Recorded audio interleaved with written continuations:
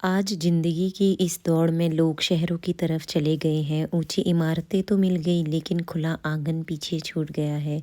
सुविधाएं बढ़ गई मगर सुकून कहीं रास्ते में ही खो गया। स्वागत है आप सभी का मेरे मिनी ब्लॉग में। आज मैं आपको गांव के पुराने घर दिखा रही हूँ और ये बताना चाहती हूँ कि इतनी कम सुविधाओं के बावजूद भी गाँव में लोग कितनी खुशी खुशी अपना जीवन व्यतीत करते हैं। इन घरों में कदम रखते ही ठंडक महसूस होती है, चाहे बाहर कितनी ही धूप क्यों ना हो। पहले से अलमारियां बाजार से नहीं आती थी, दीवारों में ही ऐसी बनाई जाती थी कि जगह भी बचे और सामान भी समा जाए। इन घरों में कोई प्ले रूम या फिर स्टडी रूम नहीं होता, बल्कि 2-3 ही कमरे होते हैं जिसमें पूरी फैमिली एक साथ खुशी खुशी रहती है। और अंदर वाले कमरे में एक कोने में होता है मंदिर और साथ में अलमारियां और जाप भी होते हैं जहाँ पर सामान को स्टोर करके रखा जाता है। भले ही हमारे बुजुर्ग कम पढ़े लिखे हों, लेकिन उनकी सोच आज की महंगी चीजों से कई आगे थी। पाक वाले घर अंदर से लकड़ी के होते हैं और इनकी सादगी में एक अलग ही सुंदरता होती है।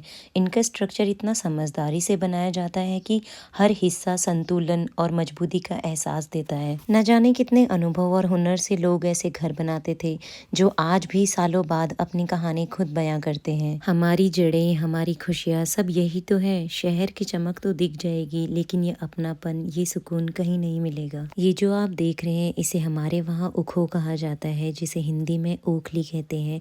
और ये गांव में हर किसी के घरों के आंगन में होता है और आज भी कई जगहों पर धान मडुआ कूटने के लिए इसी का उपयोग किया जाता है। आप खुद अंदाजा लगा सकते हैं कि ये घर कितने पुराने हैं, फिर भी इनके डिजाइन आज भी सदे हुए और ताजा लगते हैं, जैसे पीढ़ियों की मेहनत आज भी सांस ले रही हो। और ये छतें प्रकृति और इंसान के बीच का सबसे सच्चा समझौता है।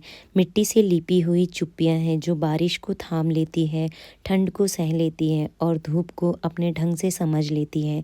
इन छतों के नीचे सिर्फ घर नहीं बसते, बल्कि पीढ़ियों की यादें और संस्कृति सांस लेती हैं। यहाँ के लोगों के लिए जानवर सिर्फ एक साधन नहीं होते, बल्कि उन्हें परिवार का हिस्सा माना जाता है। इसलिए उनके लिए अलग से जगह बनाई जाती है जिसे गोठ या गौशाला कहा जाता है। मैं आपसे कहना चाहूंगी कि जब शहरों को लौटे तब याद रखिए कि पीछे एक घर है जो सदियों से आपकी राह देखता आया है।